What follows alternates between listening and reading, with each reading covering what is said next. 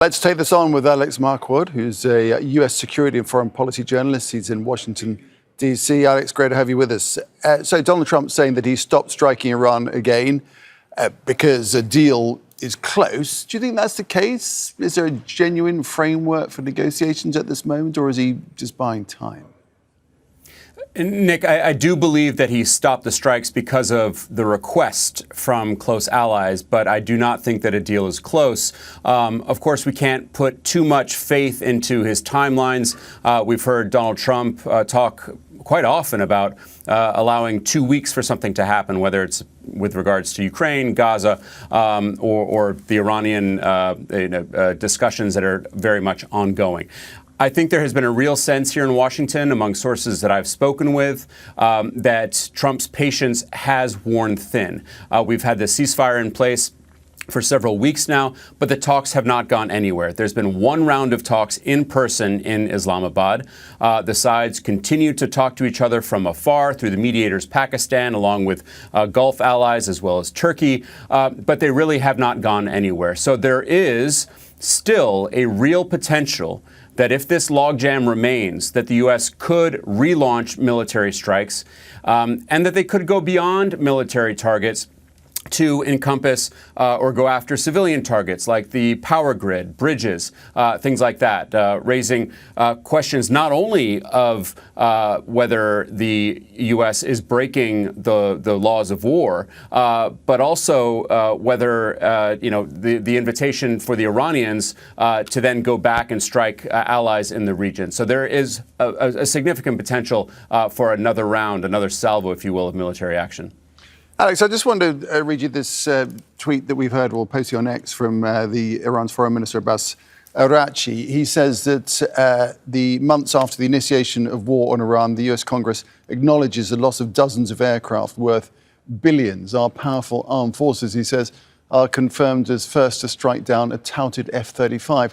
With lessons learned and knowledge we gained, a return to war will feature many more surprises. How will that kind of rhetoric be received by the US administration? Well, I think that that's something that the U.S. military and the intelligence community know full well. It's more than 40 American aircraft that have been shot down of all kinds. The Iranians have proven to be remarkably resilient when it comes to the Israeli and the American strikes. And despite the fact that time and time again, we've heard from the Defense Secretary Pete Hegseth and other administration officials that the U.S. and the Israelis have managed to decimate these different parts of the Iranian military.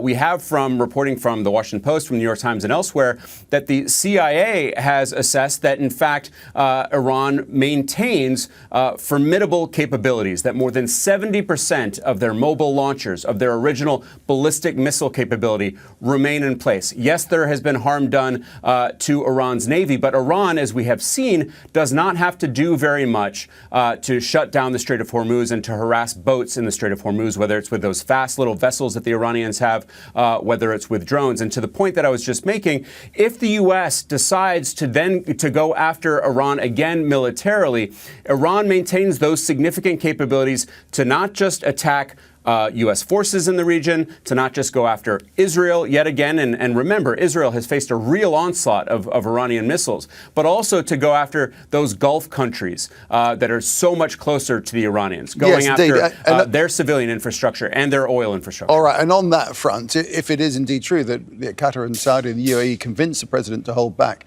what does that say about the leverage of Gulf nations at this time to be able to do that, to convince him to restrain himself?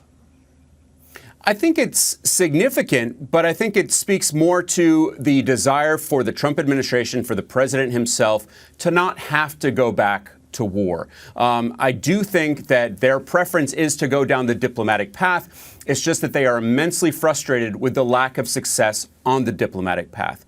And they, at the end of the day, they would like to come to some kind of resolution, but the Iranians are not budging, and President Trump has decided that when he ends this, where there's an off-ramp, it needs to be a victorious one, and so far that has not presented itself. Alex Marquardt, good to hear from you. Thanks very much for that. US and security and foreign policy journalist joining us there from Washington, D.C. Thanks very much, sir. Thank you.